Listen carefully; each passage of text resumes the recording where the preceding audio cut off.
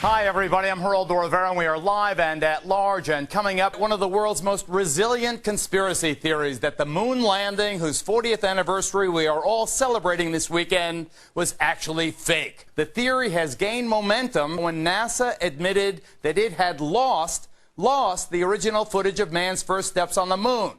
YouTube and watch A Funny Thing Happened on the Way to the Moon. It contains newly discovered evidence, which is part of the missing tapes, of outtakes from the first mission to the moon, of them falsifying a shot of being halfway to the moon.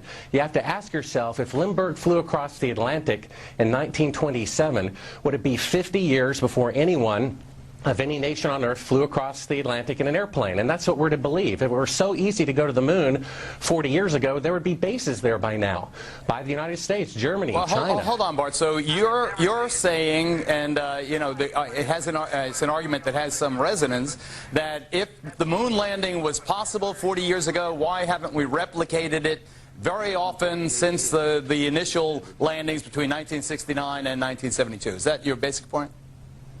Well, that's one of the points. First of all, we found never-before-seen footage of them faking part of the photography, which is in A Funny Thing Happened on the Way to the Moon, which has been licensed 5 times and can only now be viewed on YouTube. Like what? You're saying that, for instance, there's no stars in the original video. Couldn't that be a function of the fact that the video was not enhanced and not digitally remastered, that the quality, you know, even now we see loss of quality sometimes with satellite transmissions, etc.?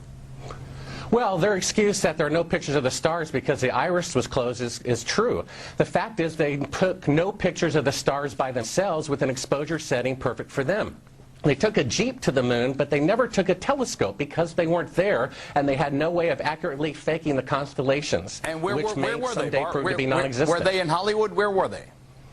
Well, they were probably at a military base, one secure, that makes secret aircraft. In Roswell, New Mexico, maybe?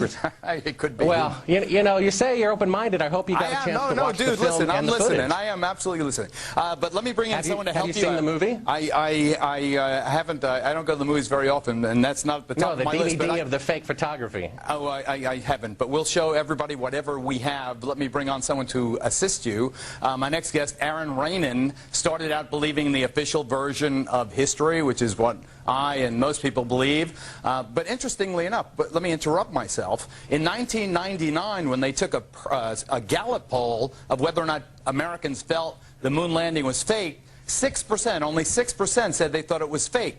But in 2005, 2006, another survey done just of young people, too young to have witnessed the 1969 landing, found that almost 25% of young people 18 to 35 believed, you know, that 25% believed that the moon landing was fake, so of the youngsters. So that is quite a substantial number.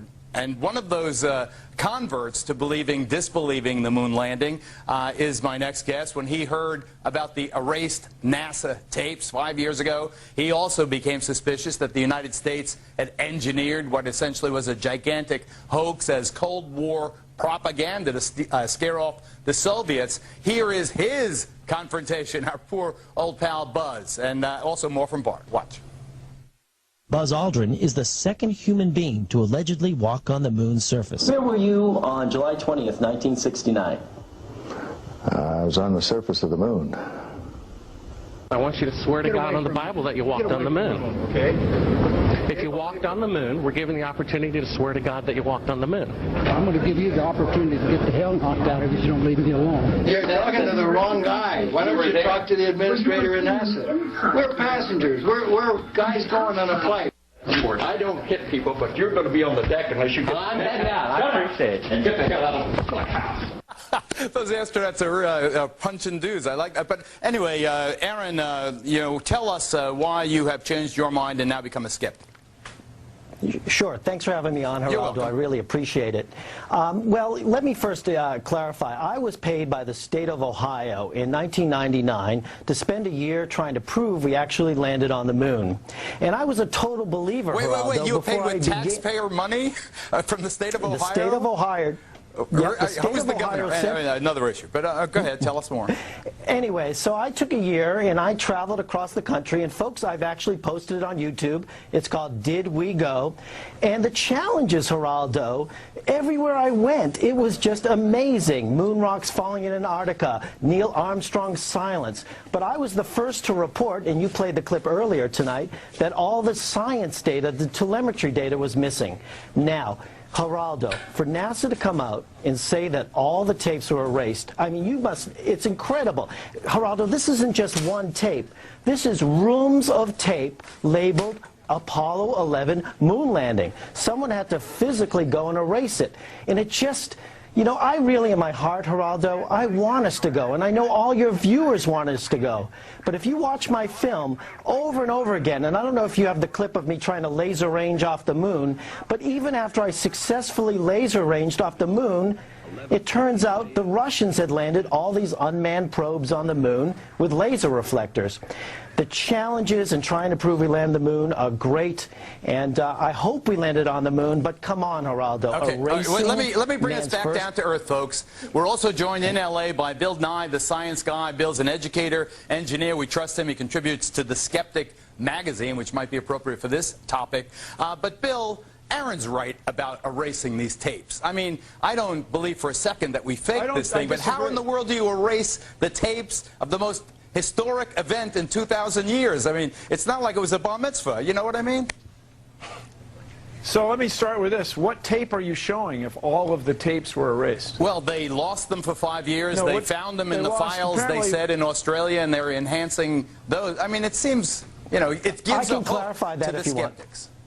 No, okay, it's my turn, kids. Okay. So what happened apparently is they lost one tape, and it was in Australia, which is part of the Deep Space Network, the DSN. And this is these are NASA tapes, literally on the other side of the world from headquarters.